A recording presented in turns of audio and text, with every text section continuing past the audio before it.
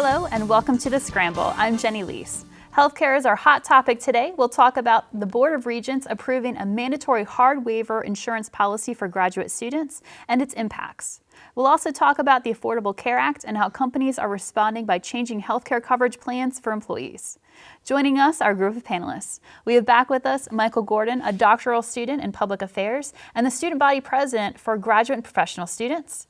Also Bree Padilla, a senior with a double major in journalism, media studies, and political science. And we're welcoming new panelists to the show, including John Salamon, a graduate student in healthcare administration, and Jennifer Reed, a doctoral student in sociology. Thank you all for joining the show. Thank you. Thank you. Thanks. Now, during the summer, the Board of Regents approved a mandatory hard waiver student health insurance policy for all graduate and professional students, taking 9 credits per semester and all graduate assistants. Now, do you think this is fair? Should graduate students be mandated to get health insurance through the university? Michael, let's start with you. What are your thoughts on this? Well, the GPSA, which was approached to graduate student government as well as the undergraduate student government by Student Wellness, this was in December last year. And Wellness showed us some figures, for instance, a 99% medical loss ratio, which means that 99% of the money that is paid into it, students claim that. So for the insurance companies, that was not an acceptable ratio. So what Wellness told us was that pretty soon, either UNLV was not going to be able to offer health insurance to any students, not just graduate students, or that only the sick people would enroll, or that the premiums would become too high. So one of the things that they suggested to us that we look into was making health insurance mandatory for all graduate students, and that is, well, for all students, but CSUN chose not to go that route, and we looked at it and discussed it at 5 council meetings. So you're thinking this decision was the lesser of the two evils? No, I think we vetted it, over 5 council meetings, 46 academic departments. Every department had a representative there. Everybody heard about it. Information was shared with the graduate students before we came up with this proposal. And then ultimately in May, we came up with a resolution, which then went to the June Board of Regents meeting. So the regents could then either approve or disapprove it. All right, Jennifer, what is your take on this?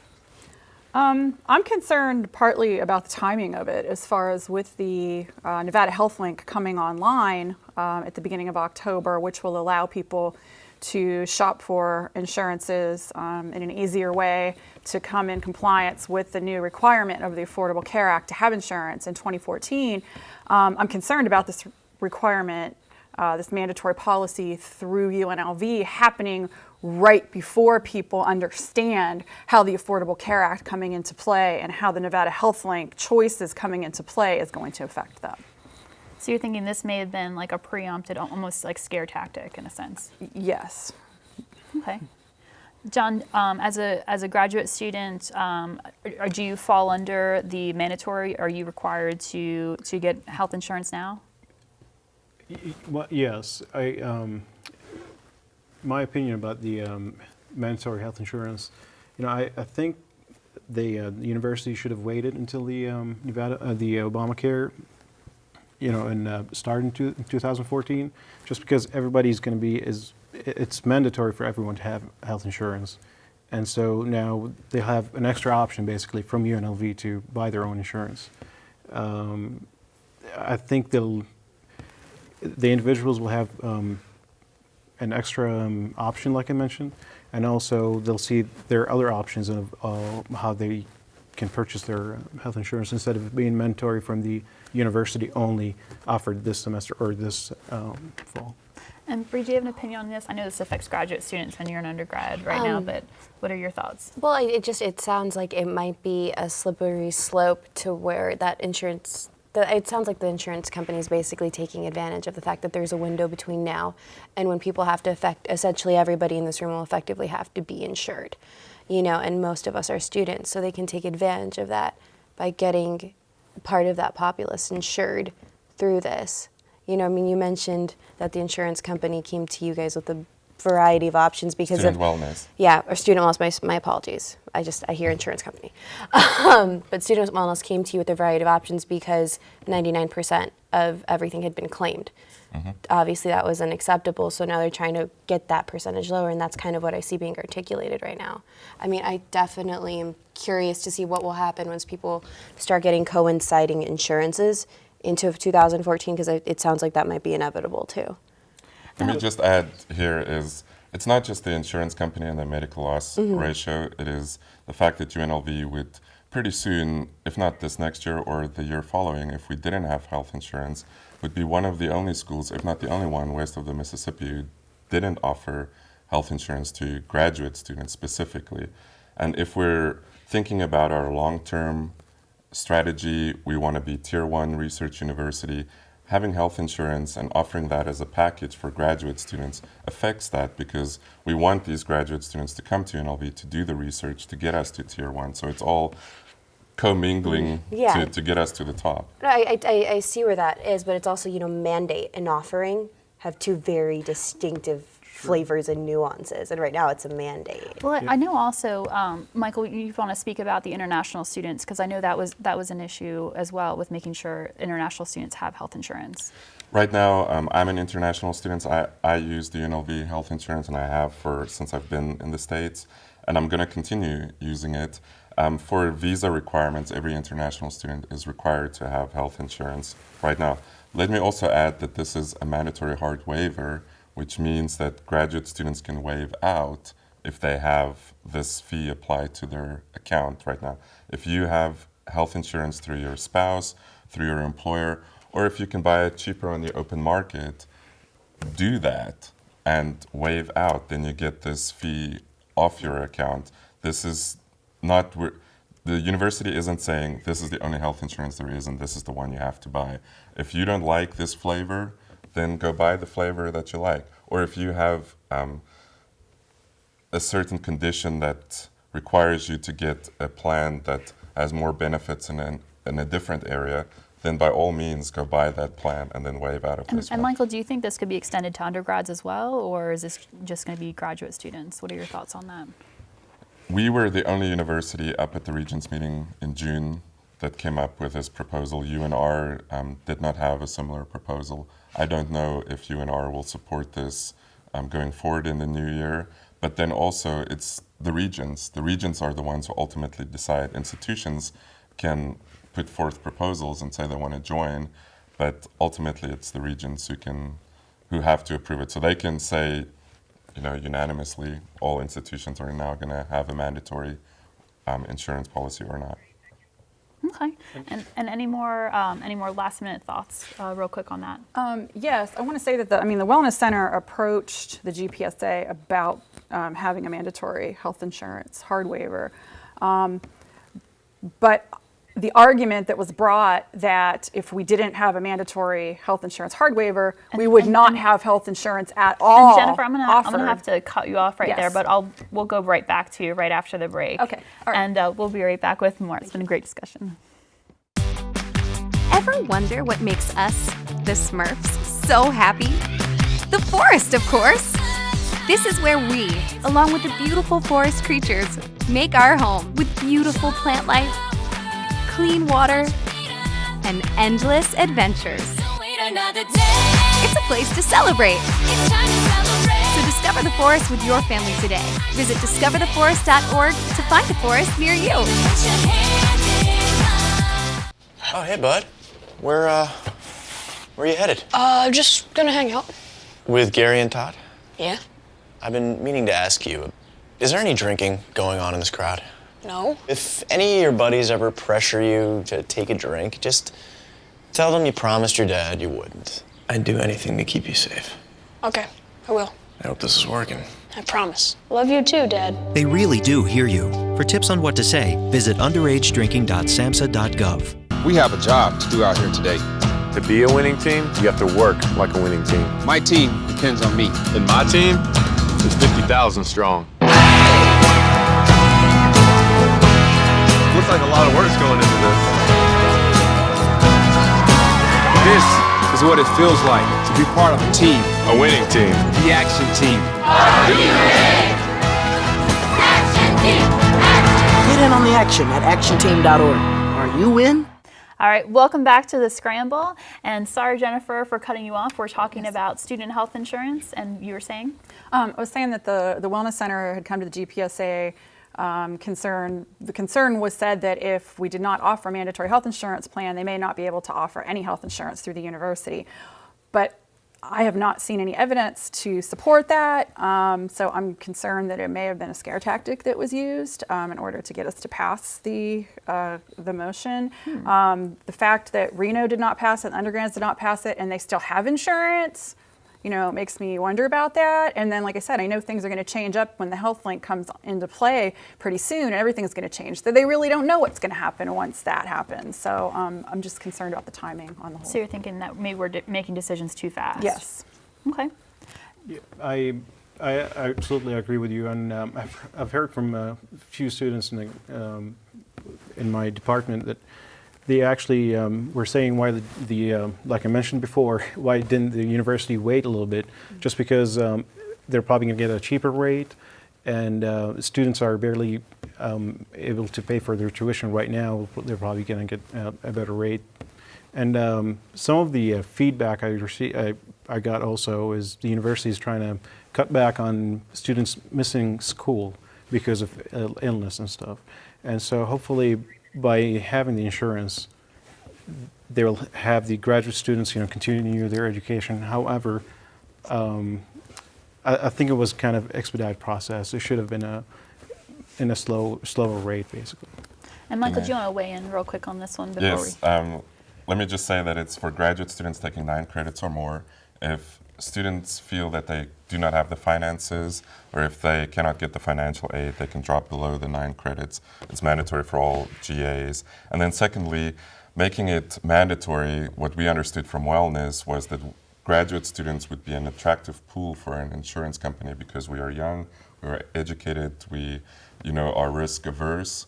So we would be a very attractive pool, which would mean we would have one of the lowest rates, if not the lowest rate out there.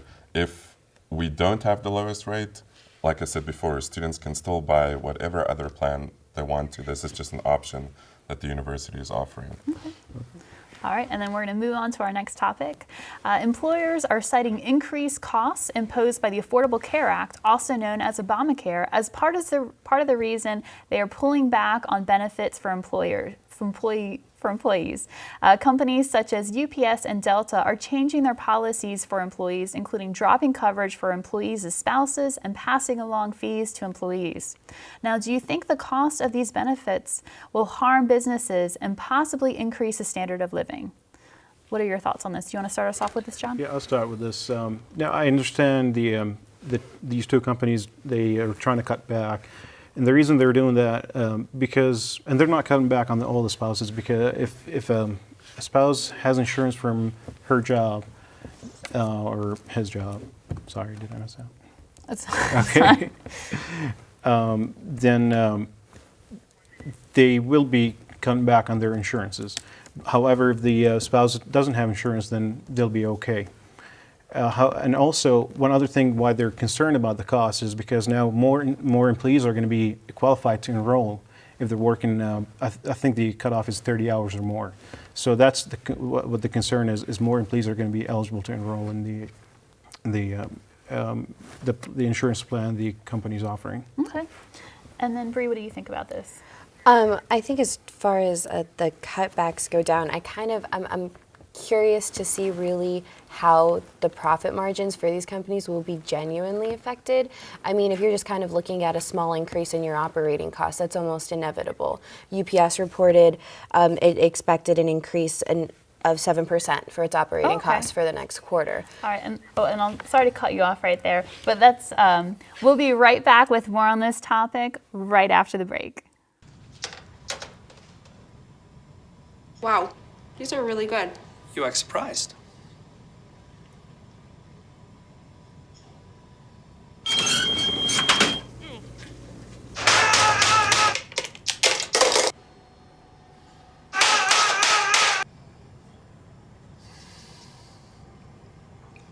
Practice makes perfect. You don't have to be perfect to be a perfect parent. There are thousands of teens in foster care who don't need perfection. They need you. Did you know kids who play outdoors have healthier lungs? Totally. Did you know that boys that play with dolls make better husbands? My son has lots of dolls. But did you know terry cloth diapers breathe better? I did. It's totally true. Oh, yeah. Did you guys know statistically friendly kids have more friends? Yeah. That's obvious. Did you know most people think they're using the right car seat for their kid, but they're not? Parents who really know it all know for sure that their child is in the right seat. Visit safercar.gov/the-right seat to make sure your child is protected. NFC, AFC, offensive linemen, defensive tackles, quarterbacks, and cornerbacks are all living united to ensure the academic success of millions of kids in our communities all the way to graduation day. But that won't happen without you. So take the pledge at unitedway.org. Make a difference in the life of a child. Suit up like your favorite NFL players and become a volunteer reader, tutor, or mentor with United Way. Welcome back, and we're still talking about the Affordable Care Act. And Bree, I was cutting you off. That's A-okay. I was just saying that UPS expected, it reported that it expected its rate of inflation to go from 7% to 11.25% in regards to Obamacare being applied and those costs, which isn't really that large of a percentage, all things considered. And then when you take into consideration that American businesses in general, 20% of them already impose some kind of surcharge for spouses being on their spousal plan, then 4% already just refuse to insure spouses. So I kind of think it's an excuse to kind of fight really the change that's really happening everywhere. I mean, from our own universities to our companies, the companies that we work for. And Jennifer, what do you think about this? Well, it's going to be different for small companies versus for large companies. So the requirement's going to be different depending on if it's a small business, there's not going to have the same kind of impact because there's going to be credits and subsidies and so forth, so that there's not going to be that same amount of money coming from the employer. So I feel like the biggest expense is going to be to bigger companies, multinationals, that can afford this anyway. As you mentioned with profit margins, Bree, big businesses are making record profits right now, and workers are making very little in relation to the profits and in relation to the fact that our productivity is up. So I think that it is a false narrative to say that companies are not going to be able to afford this, although we're not quite sure how it's going to play out yet, but I think it's a false narrative. Okay. And just to bounce off that too, I'm not saying that companies aren't being affected by the economy. I mean, UPS citing back, they did project a loss, a difference in between where they expected to be and where they are actually going to be in the second quarter. However, these companies are huge, so they can afford it far more. And Starbucks isn't cutting back on its employees' insurance either. That's another Fortune 500 company, and they're choosing to take the welfare of their workers and make that a priority, which health should be a priority. That's the whole point, I think, of Obamacare being pushed forward. And Michael, where do you weigh in? Do you think companies are going to be affected by the Affordable Care Act? The ACA is at the forefront of the ideological wars between the parties right now. I think the problem that we're seeing is we're seeing more and more the parties trying to place blame instead of trying to find a remedy for it. We have it, the plan is in place, now how do we implement it? The policy is one thing, but the implementation is something else. And that is where, with the broken Congress and partisan politics, we're going to see the rise of the administrative presidency, because the president is the chief executive officer and he has to implement it.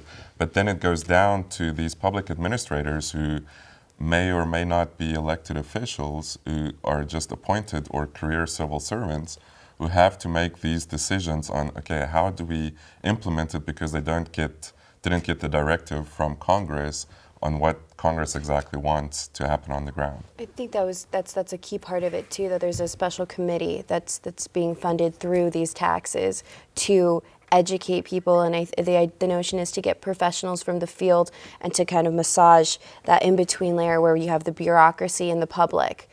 And that's also what these companies will be helping us pay for, but it's also to alleviate state costs. So, yeah. And in general, individually, right before we go to the break, do you support the Affordable Care Act, and what do you think are the benefits or problems that arise with this policy? you want to start off with us, John? We'll give you just a little bit of time. Okay, you can cut me off anytime too. I just want to say that this is basically a law that got passed by the president, by Congress, and by the Supreme Court. So we all have to follow it basically. And just like a driver's license, you can't drive without a driver's license. And so I think it is really important. And I'll come right back to Sure. you right after the break. But excellent point. All right, folks, and we'll be right back after this.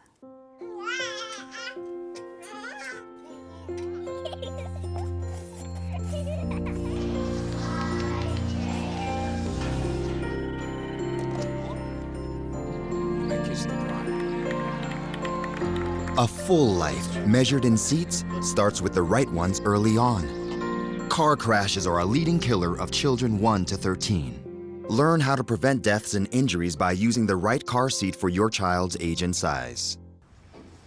Hey, you going out like that? Yeah, why? Well, what would the neighbors think? I see you!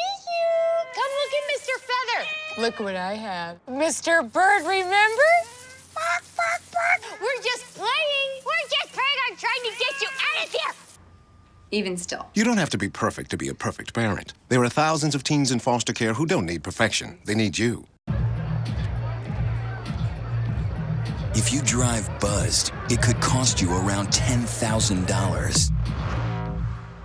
You'll face major legal fees, major fines, and steep insurance penalties. You could lose everything. Nothing kills a buzz like getting pulled over for buzz driving, because buzz driving is drunk driving.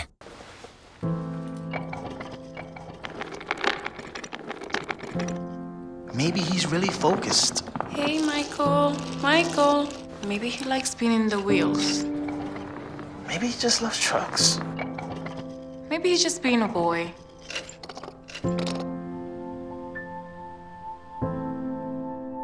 Preoccupation with objects is one early sign of autism. Learn the others today. The sooner it's diagnosed, the better. All right, welcome back. We're asking our panelists if they support the Affordable Care Act and what they think are the benefits or problems that arise with this with this policy.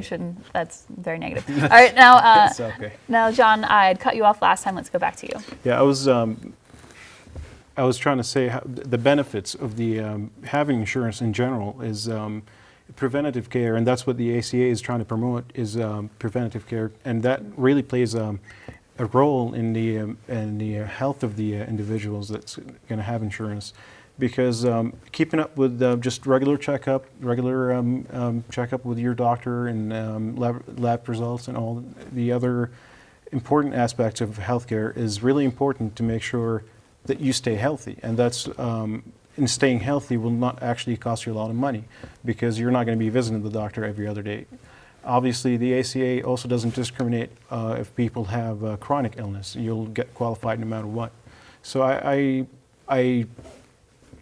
kind of support that everyone should have health insurance, and with the fees that follows, I don't think it's really that huge on the individuals that's going to be insured, because if you don't qualify for one, you've got a better one for you, or you've got a lot of options that are offered by the ACA. And Michael, what are your thoughts on the Affordable Care Act?